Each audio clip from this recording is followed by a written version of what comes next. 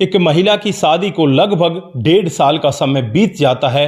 1.5 साल के बाद अचानक ही उसका पति उससे कहने लगता है कि मैं तुम्हें अब अपने साथ नहीं रख सकता, तुम्हें यहाँ से जाना होगा, मैं तुमसे तलाक लेना चाहता हूँ। दोस्तों, पत्नी गिड़गिड़ाती है, उसके पैरों में पड़ती है, लेकिन पति यही कह देता है कि मैं किसी दूसरी महिला से शादी करना चाहता हूँ, तुम्हें मैं अपने साथ नहीं रखना चाहता। उसके बाद वो महिला वहाँ से सीधे अपने भाई के घर पहुंच जाती है। भाई से कहने लगती है कि भाई इस तरह का वाकया हो गया है, मुझे अपने साथ रख लीजिए। लेकिन जो भाभी होती है वो कहती है कि हम तुझे अपने साथ नहीं रख सकते, तू यहाँ से निकल जा, तेरा व्यवहार ठीक नहीं है।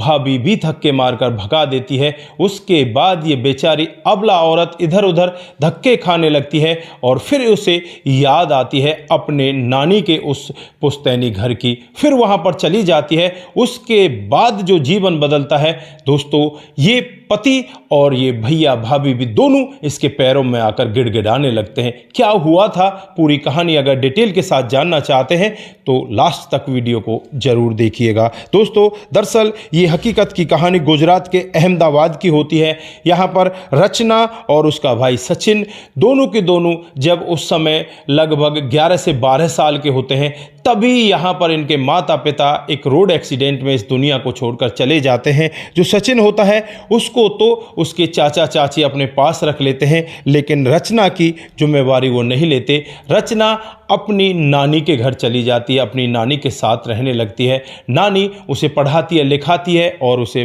बड़ा करती है। नानी के पास भी कोई औलाद नहीं होती और नानी अब इसकी शादी पड़ोस में ही रहने वाले एक नमन के साथ में कर देती है। नमन के पास पैसा भी होता है, धन दौलत भी होती है, काम भी होता है और नमन के साथ शादी करने के बाद वो वहाँ पर अपनी ससुराल में चली जाती है और वहीं पर रहने लगती है। नानी ने कुछ दान दहेज भी दिया था, लेकिन कुछ ही दिन जैसे 1 से सवा साल बीतता है तभी नानी भी इस दुनिया को छोड़कर चली जाती है। हालांकि अपने घर के कागज़ इस लड़की के लिए इसकी ससुराल में भिजवा देती है।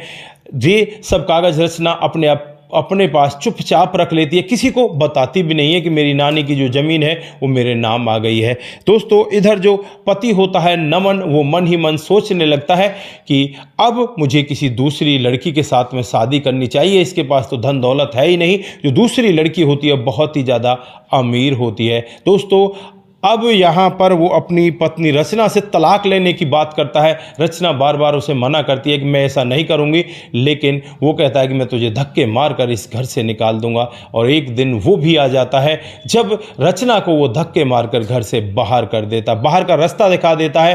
दोस्तों, रचना रोती है, गिड़गिड़ाती है, लेकिन उसकी कोई भी एक भी बात सुनने वाला वहाँ पर नहीं होता। उसके बाद उसे लगता है कि तू अपने भाई के पास जा, सचिन के पास जा। सचिन की भी शादी हो चुकी थी, की पत्नी भी उसके साथ रहा करती थी। अब वो अपने चाचा चाची से भी अलग हो चुका था और दोनों के पास जब ये बहन पहुंचती है रचना, तो भाई कहता है कि आजा बहन, तेरा हमारे सिवा है ही कौन। वो अपनी बहन को अपने घर में शरण देता है और बहन वहीं पर आराम से रहने लगती है। धीरे धीरे समय बीतता है, बहन घर के कामकाजों को किया करती। एक दिन भाभी अपनी बहन से कहती है कि मुझे एक पार्टी में जाना है, तू मेरे सूट और सलवार पर प्रेस कर दे जिससे कि मैं जल्दी से वहाँ पर चली जाऊँ। जो भाभी होती है, ये रचना होती है, ये प्रेस करने लगती है और प्रेस करते करते अचानक इसका फ़ोन बज जाता है। फ़ोन को देखने के लिए जाती है, इसका ध्यान नहीं रहता, वो प्रेस सीधी की सीधी उस सलवार पर रख जाती है। सलवार जल जाती है। जैसे ही सलवार जलती है तो यहाँ पर भाभी को बहुत ज़्यादा गुस्सा आता है। भाभी उल्टा सीधा इसे कहने लगती है। इधर जब भाई शाम को आता है तो भाई को भी लगता है कि ये बहन तो हमारे ऊपर बोझ बन चुकी है, क्यों ना अब इसे यहाँ से आगे भेज देना चाहिए, यहाँ से इसे निकाल देना चाहिए। भाई भी अपनी पत्नी के साथ मिलकर अपनी बहन से उल्टा सीधा कहता है। बहन सहन नहीं कर पाती और बहन उस घर को छोड़कर निकल जाती है।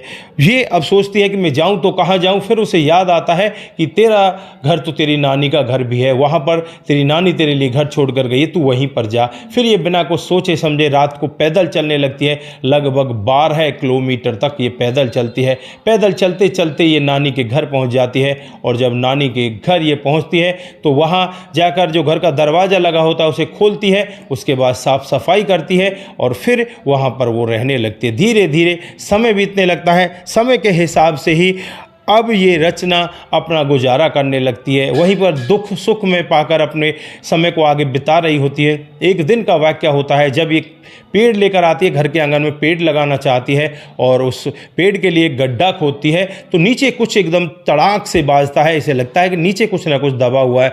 गड्ढे को चौड़ा करती है और फिर उसे पूरे ढंग से खोदती है तो उस गड्ढे के अंदर एक बक्सा रखा होता है और बक्से के अंदर सोने चांदी के बहुत सारे जेवरात रखे होते हैं और उसमें एक पेपर लिखा होता है। पेपर में यही लिखा होता है कि ये सब मेरी जो लड़की की लड़की है उसके लिए है, रचना के लिए है, और अगर किसी और को ये मिल जाए तो रचना को दे देना, और रचना अगर तू आकर ले लेती है तो तेरे लिए तो ये है ही है। दोस्तों अब यहाँ पर रचना अपनी नानी के लिए खूब रोती है, कहती है कि नानी मरने के बाद भी तू मेरे लिए इतना सब छोड़ गई, मेरे पति ने मेरे लिए कुछ नहीं छोड़ा, मेरे भैया भाभी ने मुझे धक्के मार कर निकाल दिया, नानी तू बड़ी महान है। अपनी नानी को याद करके रोने लगती है। उसके बाद उनमें से कुछ जेवरातों को बेचती है, बेच कर कुछ पैसा उसके पास आ जाता है और पैसे से वो बहुत अच्छा मकान बना लेती है और यहाँ पर एक ट्रस्ट खोल देती है। हैंडीक्राफ्ट सामान बनाने की एक दुकान भी खोलती है, उसमें कई सारी महिलाओं को काम देती है और वो महिलाएं आर्ट्स का काम करती हैं और यहाँ पर ये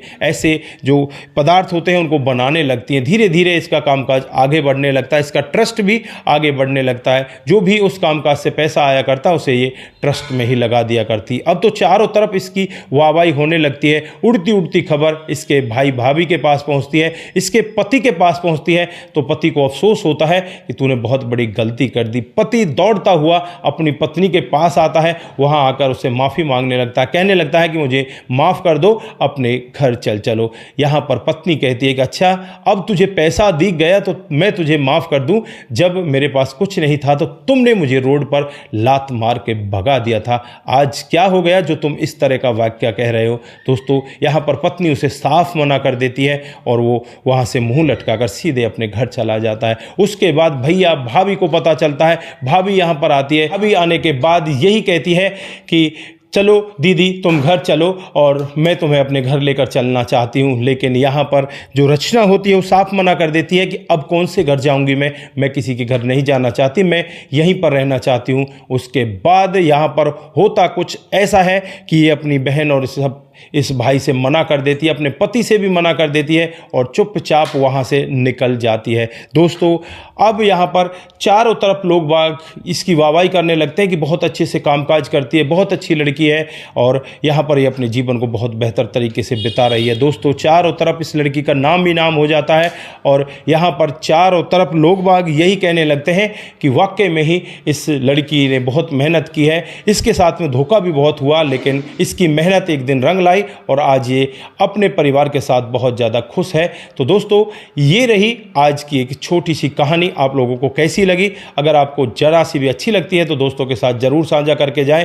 दोस्तों आप लोग देख रहे हैं APH न्यूज़ 3.0, यहाँ पर भी हमने वीडियो लाना स्टार्ट कर दिया है और आप लोग यहाँ पर ज़्यादा से ज़्यादा वीडियो देख कर जाएँ। तो दोस्तों आप सभी का दिल की गहराइयों से बहुत बहुत धन्यवाद। आप लोग इसी तरह से हमारे साथ बने रहें, इसी तरह से हमारे साथ कमेंट करते रहें, सतर्क रहें, सावधान रहें, रिश्तों की अहमियत को जरूर समझें। नमस्कार, जय हिंद, जय भारत।